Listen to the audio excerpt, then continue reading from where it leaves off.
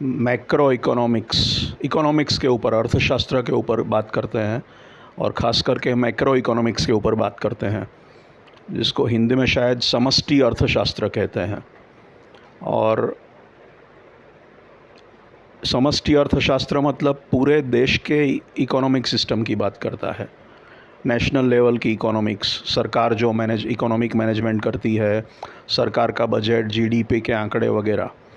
और micro economics उससे opposite है, जो इंडिविजुअल लेवल की बात करता है, सूक्ष्म लेवल का इकोनॉमिक्स अर्थशास्त्र शायद, जो हमारे घर में लागू होता है, जो हमारी कंपनियों में इंडिविजुअल कंपनी को, इंडिविजुअल बिजनेस को, इंडिविजुअल फर्म को, यूनिट को और इंडिविजुअल आदमी को और इंडिविजुअल उसके घर को लागू होता है। और हम मानते हैं कि भाई माइक्रो और मैक्रो इकोनॉमिक्स है, अर्थशास्त्र है, लेकिन ऐसा नहीं है। Actually micro economics individual level के इकोनॉमिक्स में और समष्टि के अर्थशास्त्र में बहुत बड़ा फ़र्क है, कुछ फंडामेंटल तात्विक फ़र्क है। जैसे कि क्वांटम फिज़िक्स में जो होता है वो वो नॉर्मल एवरीडे लाइफ में नहीं होता है, और जो रिलेटिविटी के आइंस्टाइन के कॉस्मिक लेवल पर जो होता है वो भी नॉर्मल लाइफ में नहीं होता है। तो फिज़िक्स भी अलग अलग है। सब एटॉमिक पार्टिकल लेवल का जो फिज़िक्स है, जो क्वांटम फिज़िक्स है, वो डे टू डे लाइफ में देखने को नहीं मिलता, वो स्केल उसका अलग है।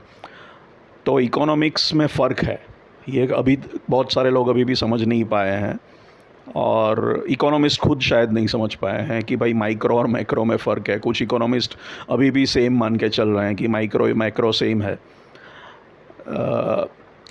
समष्टि के लेवल के, देश के लेवल का अर्थतंत्र अलग काम करता है और आपके घर का अर्थतंत्र अलग काम करता है, अर्थशास्त्र। पहले ये मानते थे कि सब सेम है, लेकिन वो नहीं है, और एक दो एग्जांपल दूंगा। ये बात अभी भी बहुत सारे लोग नहीं समझे हैं। आप घर चलाते हो तो घर चलाने के लिए आपको पैसा चाहिए और आपको खर्चा करना है, तो आप उतना ही खर्च करोगे जितना आप कमाओगे। या तो आप कम खर्च करोगे तो आप बचत करोगे, पैसा बचाओगे, या फिर एग्जैक्टली सेम अमाउंट ऑफ खर्च कर सकते हो, ज़्यादा तो नहीं कर सकते। ज़्यादा अगर करना है तो ऋण लेना पड़ेगा, उधार लेना पड़ेगा, किसी से, दोस्त से लेना पड़ेगा, बैंक से लेना पड़ेगा, या कुछ भी। या तो पहले उधार पैसा लेके फिर खर्च करना पड़ेगा, या किसी से माल उधारी पे लेना पड़ेगा और पैसे उसको बाद में देने पड़ेंगे, लेकिन देने तो पड़ेंगे उसको पैसे। पहले पैसे दिए, बोरो किए और खर्च किया, या फिर उधार चीज़ ले ली और बाद में पे किया, लेकिन पे तो करना पड़ता है।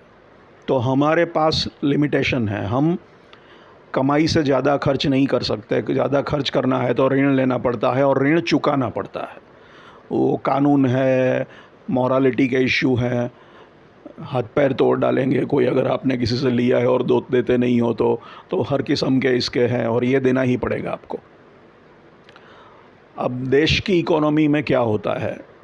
देश की इकोनॉमी में हम मानते हैं कि भाई देश की इकोनॉमी, वो बजट आता है कि भाई सरकार ने इतना पैसा कमाया और इतना पैसा खर्चा। तो कमाया कहाँ से? तो वो टैक्स से कमाया। हम जो टैक्स देते हैं, इनकम टैक्स देते हैं, जीएसटी देते हैं, ये सब देते हैं, वो सरकार की टैक्स की कमाई है और उसी में से सरकार खर्चा करती है। लेकिन कोई एक डेफिसिट करके वर्ड आता है, जब सरकार कमाई से ज़्यादा खर्चा करती है उसको डेफिसिट कहते हैं, फिस्कल डेफिसिट। जो डिफरेंस है, जब खर्चा ज़्यादा है, कमाई से खर्चा ज़्यादा है, तो सरकार, और सालों साल तक सरकारें डेफिसिट चलाती रहती है। भारत की सरकार भी चला रही है, दुनिया भर की सरकारें मोस्टली डेफिसिट में चलती है। तो ये मतलब कम रहे हैं, खर्च ज़्यादा कर रहे हैं। तो ये कैसे करते हैं डेफिसिट फुलफ़िल? वो सरकार अपने ही आप से उधार लेती है। अपने आप से मतलब रिज़र्व बैंक ऑफ इंडिया से, जो भारत की बात करें तो रिज़र्व बैंक ऑफ इंडिया वैसे तो भारत का ही एक अंग है। तो रिज़र्व बैंक ऑफ इंडिया से सरकार के पास कम पैसा आया टैक्स का, सरकार को ज़्यादा खर्च करना है तो सरकार ने बोरो किया, रिज़र्व बैंक से उधार लिया। लेकिन ये इसका क्या मतलब हुआ? रिज़र्व बैंक तो हमारा ही हिस्सा है, तो इसका मतलब एक्चुअली तो यही हुआ कि हम खुद से ही उधार ले रहे हैं। भारत की सरकार, हाँ वैसे रिज़र्व बैंक ऑफ इंडिया एक अलग बॉडी है, वो सब ठीक है टेक्निकलिटी के लिए, लेकिन इंटरनल सिस्टम को कंसिडर करें तो हम खुद से ही बोरो कर रहे हैं। हमारा दाहिना हाथ हमारे बाएं हाथ से उधार ले रहा है। तो ये बोरोइंग का क्या मतलब हुआ? कोई मतलब नहीं हुआ। सरकार बोरो कितना भी कर सकती है, आरबीआई से ले सकती है। ये बोरोइंग ऐसा कॉन्सेप्ट बनाया क्योंकि अकाउंटेंट लोगों को ये समझ में अभी तक नहीं आया कि ये सिस्टम अलग है, तो ये उनको तो एक घर वाली सिस्टम ही समझ आती थी कि यहाँ से लिया, वहाँ से दिया, उधार है तो दिखाना पड़ेगा। तो वही अकाउंटिंग नेशनल लेवल में भी वही अकाउंटिंग का फंडा चलता रहता है कि भाई सरकार ने आरबीआई से बोरो किया। अब सरकार आरबीआई को नहीं देगी तो क्या कर लोगे आप? आरबीआई क्या कर लेगी? कुछ नहीं कर सकती। बकवास है ये। तो ये खाली अकाउंटिंग कॉन्सेप्ट है कि बोरो किया। या तो बोरो करती है या छापती है नोट। अब सरकार नोट छाप सकती है, आप नोट नहीं छाप सकते। और एक सरकार, एक सार्वभौमत्व वाली सार्वभौम सरकार, सॉवरेन गवर्नमेंट अपनी ही करेंसी को जितना चाहे उतना छाप सकती है, उसमें कोई लिमिट नहीं है। भारत सरकार भारतीय रुपए को जितना चाहे उतना छाप सकती है, उसको कौन रोकेगा? उसकी खुद की करेंसी है। हाँ, वो अमेरिका के डॉलर नहीं छाप सकती और अमेरिका की सरकार हमारे रुपए नहीं छाप सकती, तो हम ही हमारे रुपए छाप सकते हैं, हमारे सिवा कोई छाप नहीं सकता और हम ही उसको इस्तेमाल कर सकते हैं। तो वो हमारा इंटरनल मामला है, उसमें किसी को कोई लेना देना नहीं है। तो ऐसी कोई पाबंदी अभी नहीं है कि सरकार नोट नहीं छाप सकती। सरकार चाहे, लेकिन वो खाली केंद्र सरकार, सेंट्रल गवर्नमेंट, यूनियन गवर्नमेंट ही कर सकती है, राज्य सरकार भी नहीं कर सकती। और आप और मैं तो बिल्कुल नहीं कर सकते। सरकार के पास आरबीआई है, आरबीआई की टकसाल है, मिंट है, जिसमें वो नोट छाप सकते हैं। हम अगर सरकारी नोट घर में छापने जाएंगे तो जेल जाएंगे। आपने अखबार में पढ़ा होगा, ये अपराध है। तो हमें हक नहीं है, सरकार को हक है। और सरकार को अनलिमिटेड पावर है, कितना छापना है वो छाप सकती है। या तो वो नोट छापे या बोरो करे, बेसिकली कोई फ़र्क नहीं पड़ता। लेकिन ये सब अकाउंटिंग, एक बकवास अकाउंटिंग फंडा क्रिएट किया गया है जो घर के लिए ज़रूरी है, प्राइवेट बिजनेस के लिए ज़रूरी है, लेकिन समष्टि के लिए ज़रूरी नहीं। लेकिन वही कॉन्सेप्ट कैरी फॉरवर्ड किया इन बेवकूफ़ इकोनॉमिस्टों ने, ये समझे बगैर। तो एक बना दिया गया कि भाई उधार लिया सरकार ने, खुद से ही उधार लिया। और फिर अखबार भी ये छापेंगे कि अभी सरकार का ऋण इतना बढ़ गया है, मतलब हर हिंदुस्तानी पे इतना ऋण है। ये सब बकवास है, बेवकूफ़ी है, इसका कोई मतलब नहीं, उससे डरने की कोई ज़रूरत नहीं। हाँ, सरकार ने अगर विदेश से ऋण लिया है, अमेरिका से डॉलर लिए हैं, तो वो वापस करने पड़ेंगे। तब जैसा हमारे पे कानून लागू होता है, वही कानून इंटरनेशनल रिलेशंस में लागू होगा। एक देश और दूसरे देश के बीच में वही सिस्टम लागू होती है जो हमारे पे लागू होती है कि भाई हमें किसी से पैसा लिया तो उसको देना पड़ेगा। तो सरकार ने किसी विदेशी देश से पैसा लिया या कुछ चीज़ें ली तो उसको लौटानी पड़ेगी या उसका पैसा देना पड़ेगा। वो इंटरनेशनल कानून है या इंटरनेशनल इसी तरह से चलता है। लेकिन with in the country, Indian economic system के अंदर सरकार अपनी करेंसी में जो चाहे वो खेल कर सकती है, जितना चाहे वो छाप सकती है, चाहे उसको वो छाप के यूज़ करे या फिर आरबीआई से उधार लिया ऐसा बोले, उसका कोई मतलब नहीं। तो वो डेफिसिट वाला जो कॉन्सेप्ट है वो मीनिंगलेस है। सरकार को पैसे की कोई ज़रूरत ही नहीं है, सरकार को आपके टैक्स की भी कोई ज़रूरत नहीं है। सरकार को खर्चा करना है तो आरबीआई से उधार लेके खर्चा कर सकती है या छाप के खर्चा कर सकती है। उसके लिए उसको पैसा कमाने की कोई ज़रूरत नहीं है, आपके टैक्स की उसको एक्चुअली कोई ज़रूरत ही नहीं है। टैक्स क्यों होना चाहिए, फिर उसके क्या फ़ायदे, वो एक अलग मैटर है, कुछ उसके फ़ायदे बेनिफिट है। लेकिन सरकार को पैसे कमाने की ज़रूरत नहीं होगी, सरकार पैसा क्रिएट कर सकती है। ये ग्योर्ग क्नाप करके जर्मन इकोनॉमिस्ट ने स्टेट थियरी ऑफ मनी में बताया था, जिसको चार्टलिज्म भी बोलते हैं। सरकार चाहे reserve bank of India note छापती है, हम नहीं छाप सकते, उसके पास वो अधिकार है।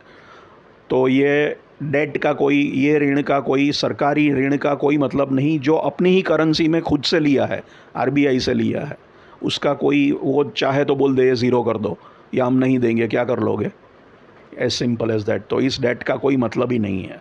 और ये शब्द डेफिसिट, जो सरकार के खर्चे और सरकार के आवक, सरकारी आमदनी का जो डिफरेंस दिखाता है, जो डेफिसिट चलती रहती है, और बड़ी डेफिसिट चिंता का विषय है, चिंता का विषय बोलते रहते हैं, बिल्कुल बकवास है, बेवकूफ़ी भरी बात है।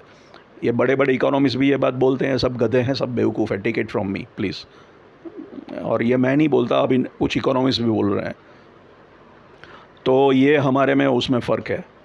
एक फ़र्क ये है कि हम पैसा क्रिएट नहीं कर सकते, हमको तो कहीं से लाना पड़ेगा। पैसा कमाने के लिए या तो कहीं जॉब करनी पड़ेगी, या तो किसी को कुछ बेचना पड़ेगा, बिज़नेस करना पड़ेगा, तभी पैसा आएगा। सरकार को पैसा कमाने की कोई ज़रूरत नहीं। वो आरबीआई को बोलेगी मेरे को इतना दे दो, वो दे देगी, या खुद छाप देगी, आरबीआई के प्रिंटिंग प्रेस में छापेगी। और रुपए छापना कागज़ के टुकड़े हैं, वो नहीं छापना है तो वो तो चेक की बैंक की एंट्री हो गई। जैसे एक चेक लिख दिया, 500 रुपये का भी लिख सकते हो, 5 लाख का भी लिख सकते हो, एक बड़ा नोट 5 लाख का भी छाप सकते हो, और बैंक में ही बैंक टू बैंक ट्रांसफ़र हो सकता है सीधा आपके अकाउंट में से उसके अकाउंट में 5 लाख, 5 करोड़, 500 अरब चला गया। तो इवन रोकड़े रुपए का भी कोई इतना कोई कंसेप्ट नहीं है। बट सरकार पैसा हवा में से क्रिएट कर सकती है। पैसा अलग चीज़ है और पैसा से खरीदे जाने वाली चीज़ें अलग है, उसमें अंतर करना पड़ेगा। पैसा क्या है? पैसा तो एक आर्टिफिशियल बनाया हुआ आइडिया है जिससे हम चीज़ें खरीद सकते हैं, प्रोडक्ट्स या सर्विसेज खरीद सकते हैं। तो पैसा अगर कागज़ का टुकड़ा हो या बैंक की एंट्री हो, वो एक मीनिंगलेस आर्टिफिशियल कंस्ट्रक्ट है। लेकिन इससे जो चीज़ें खरीदती है वो रियल है। सरकार को पैसा छापने में कोई प्रॉब्लम नहीं है, लेकिन उसका मतलब ये नहीं कि सरकार के पास चीज़ें जितना चाहे वो खरीद सकती है। चीज़ें तो होनी चाहिए, बननी चाहिए, कैपेसिटी होनी चाहिए। भारत में कितना सोना पैदा होता है, कितना बाहर से आता है। भारत में हमको गाड़ियाँ चलाने के लिए पेट्रोल चाहिए, हम बहुत कम पेट्रोल हमारे यहाँ होता है, हमको बाहर से ही लाना पड़ता है। सबसे ज़्यादा हम इंपोर्ट पेट्रोल का करते हैं, क्रूड का करते हैं, डीजल वगैरह करते हैं, पेट्रोलियम सऊदी अरेबिया, रशिया वगैरह से आता है। ये हमारे यहाँ होता नहीं है, लेकिन हम हमारा रुपया जितना चाहे उसका पैदा कर सकते हैं, रुपए की खेती कर सकते हैं। लेकिन आम की खेती थोड़ी ही होगी, क्रॉप्स कुछ ही उगाए जा पाएंगे, उसमें लिमिटेशन है, चीज़ों में लिमिटेशन है। इंसान इतने ही हैं। चीज़ों से जो संसाधन खरीदे जा सकते हैं, जो फैक्टर्स ऑफ प्रोडक्शन है, इंसान है, लेबर है, मशीन है, मटेरियल है, ये सारी चीज़ों की लिमिटेशन है। आदमी इतने ही अवेलेबल हैं, सामान इतना ही अवेलेबल है। हमें अणु बम बनाना है तो यूरेनियम हमारे यहाँ बहुत कम है, हमारे यहाँ पेट्रोल नहीं होता, हमारे यहाँ कुछ चीज़ें उगती नहीं, शायद बाहर से कुछ फ्रूट नहीं होते तो बाहर से लाने पड़ेंगे। कुछ चीज़ें हम लोकली बना सकते हैं, कुछ नहीं बनती। कुछ क्रॉप्स उगते हैं, कुछ नहीं उगते। कुछ नेचुरल मिनरल्स, यूरेनियम हमारे पास नहीं है। लिथियम अभी कहते हैं कश्मीर में मिला है, नहीं मिलता तो लाना पड़ता। यूरेनियम कम है। पेट्रोलियम अरबस्तान से लाना पड़ता है, हमारे यहाँ नहीं होता। उसका लिमिटेशन है, चीज़ों का लिमिटेशन है। चीज़ें खरीदी जाती है पैसे से, तो पैसे का लिमिटेशन नहीं है, चीज़ों का लिमिटेशन है। तो दोनों में फ़र्क करना पहले समझ लेना ज़रूरी है। हमारे लिए तो, इंडिविजुअल्स के लिए तो, हाउस होल्ड इकोनॉमिक्स के लिए, माइक्रो इकोनॉमिक्स लेवल पे तो पैसा भी इम्पॉर्टेंट है। सरकार के लिए पैसा इम्पॉर्टेंट नहीं है, वो पैसा जितना चाहे बना सकती है, क्रिएट कर सकती है, ज़ीरो में से, शून्य में से सर्जन कर सकती है। खाली बोल दे कि छाप दो, ट्रांसफ़र कर दो, आरबीआई को बोले मेरे अकाउंट में ट्रांसफ़र कर दो, या इतने लाख करोड़ का नोट छाप दो, इतना चेक दे दो, उसका कोई मतलब। अभी देखो ना, कागज़ पे आप कितना भी आंकड़े लिखते जाओ, क्या फ़र्क पड़ता है। तो ये रुपया या एक कॉन्सेप्ट है, ये आर्टिफिशियल है, उसका कोई रियल सेंस नहीं है, हमने बनाया हुआ है। तो सरकार को पैसे की कोई कमी नहीं है, आपको पैसे की कमी है, ये हम में और सरकार में फ़र्क है। और दूसरा फ़र्क ये है कि जब आपके लिए जो अच्छा है वो देश के लिए अच्छा है, तो माइक्रो इकोनॉमिक लेवल पे जो सेंसिबल है वही मैक्रो पे सेंसिबल है, ये भी ज़रूरी नहीं है। ख़ास करके जब मद्दी का दौरा हो, जिसको हम रिसेशन या डिप्रेशन बोलते हैं, उसमें क्या होता है कि जनरली इकोनॉमिक एक्टिविटी कम हो रही है, उत्पादन कम हो गया है, आमदनी लोगों की कम हो गई है, बिज़नेस की कमाई कम हो रही है। तो लोग क्या करते हैं फिर, जो सेंसिबल बात है कि मैं अगर कम कमाता हूँ तो मैं खर्चा भी कम ही करूँगा, मेरे पास तो कोई चॉइस नहीं है सरकार के जैसा, तो मैं मेरा खर्चा कम कर दूँगा। तो हर कोई बिज़नेस अपना खर्चा कम करेगा, इंडिविजुअल अपना खर्चा कम करेगा। इसके कारण फिर डिमांड कम हो जाती है, उत्पादनों की मांग कम हो जाती है। मांग कम होने से प्रोडक्शन रुक जाता है। आपने खर्चा कम किया मतलब आप बाहर पैसा खर्चा नहीं करोगे, या जितना आप कम कमाते हो तो आपका खर्चा कम करोगे। हर कोई खर्चा अपना कम करेगा, हर कोई अपना खर्चा कम करेगा, तो फिर फैक्ट्रियों का धंधा कैसे चलेगा, प्रोडक्शन कैसे बढ़ेगी, क्योंकि वो बेच के बना के क्या करेंगे, कोई बेचने खरीदने वाला नहीं है। तो फैक्ट्रियाँ या तो बंद करनी पड़ेगी, या 24 घंटे पे जगह पे 12 घंटे, 8 घंटे, 3 में से 2 शिफ्ट या 1 शिफ्ट करनी पड़ेगी, बंद करनी पड़ेगी। फैक्ट्रियों को खर्चे कम करने पड़ेंगे, बिज़नेस को खर्चे कम करने पड़ेंगे, उसके जो लेबर है, मज़दूर है, उनकी तनख्वाह काटनी पड़ेगी या उनको छुट्टी देनी पड़ेगी।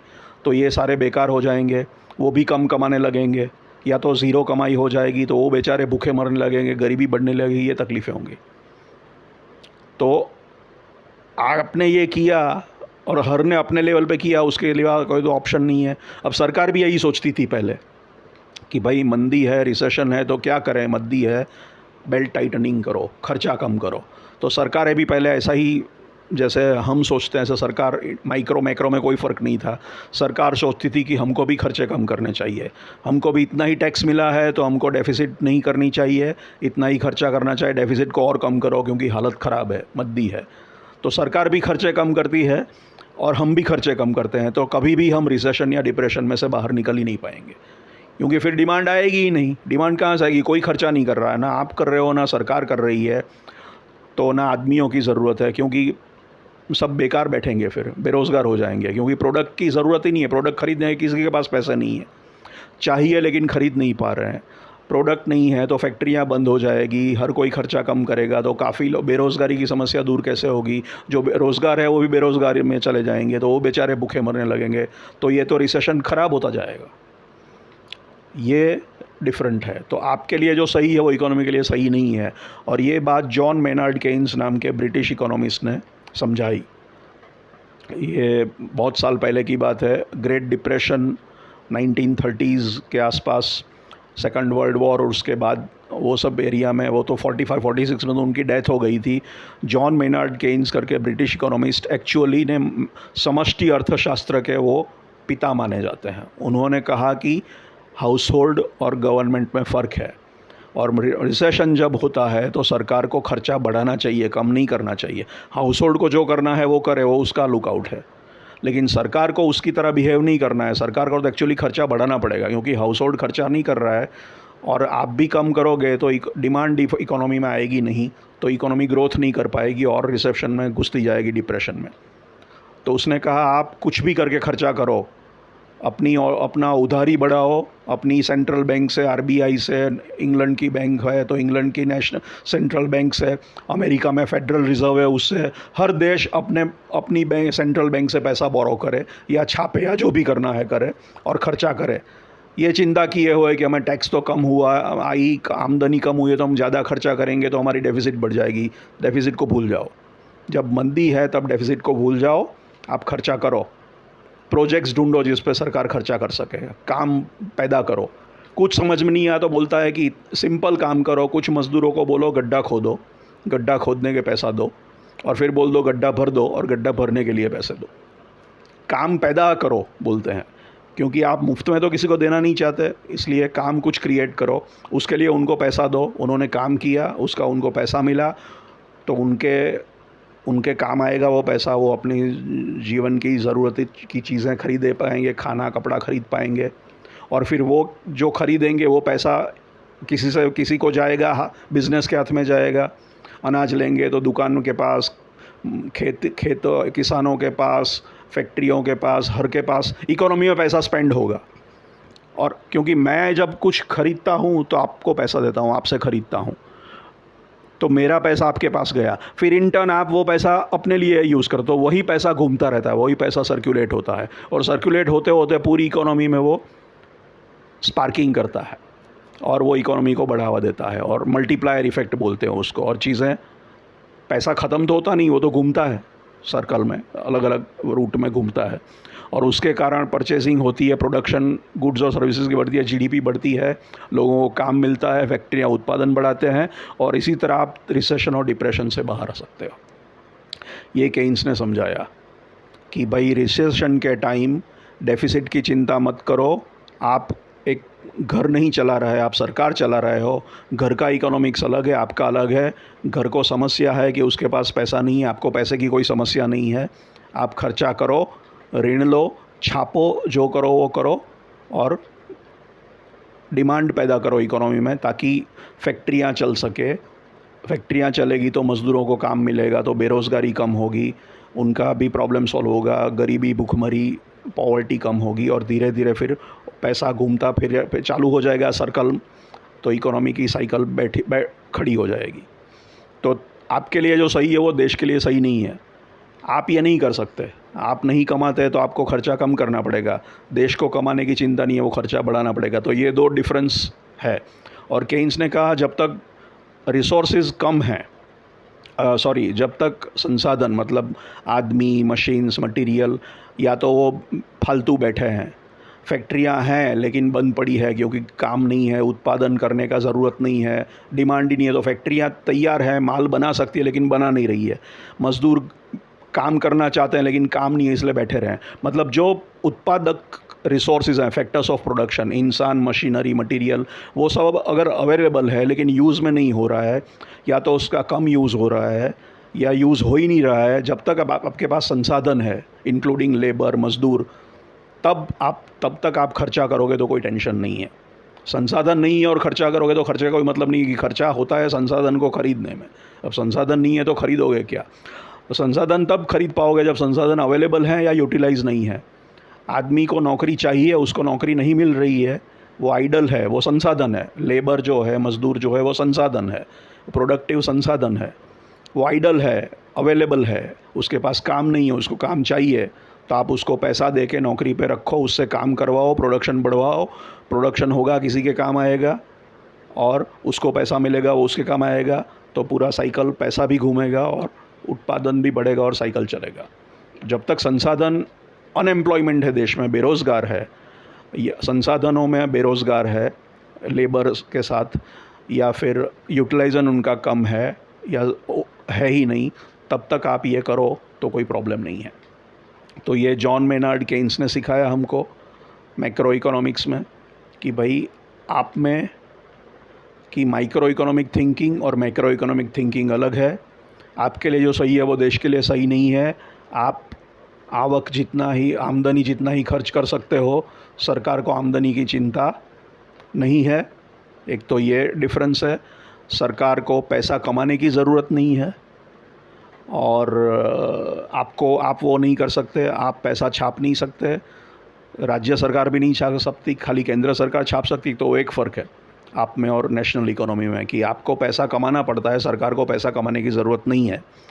और आप बचत करोगे तो आपके लिए अच्छा है, लेकिन सब बचत करने लगेंगे तो देश के लिए ख़राब है, क्योंकि प्रोडक्शन ही नहीं होगा, डिमांड ही नहीं, डिमांड कम होगी क्योंकि सब खर्चा कम कर रहे हैं, डिमांड कम होगी तो उत्पादन कम होगा, उत्पादन कम है, उत्पादन की ज़रूरत नहीं, तो काफ़ी सारे लोग बेकार होंगे, फैक्ट्रियाँ नहीं कमाएंगी, बिजनेसेस नहीं कमाएंगे, वर्कर्स उनके या तो कम तनख्वाह होगी या नौकरी उनको छोड़नी पड़ेगी या निकाल दिए जाएंगे, तो देश की इकोनॉमी को तो नुकसान होगा इससे। तो आपके लिए अच्छा है वो देश के लिए अच्छा नहीं है। तो माइक्रो इकोनॉमिक्स और मैक्रो इकोनॉमिक्स में फ़र्क है। समष्टि अर्थशास्त्र अलग है, इंडिविजुअल हाउस होल्ड लेवल का, घर की इकोनॉमिक्स, बिजनेस की economics, company economics, unit level, firm level economics में फ़र्क है। ये बहुत बड़ी बात है। तो माइक्रो और मैक्रो में बहुत बड़ा फ़र्क है। इसके ऊपर हम आगे चर्चा जारी रखेंगे। Thank you.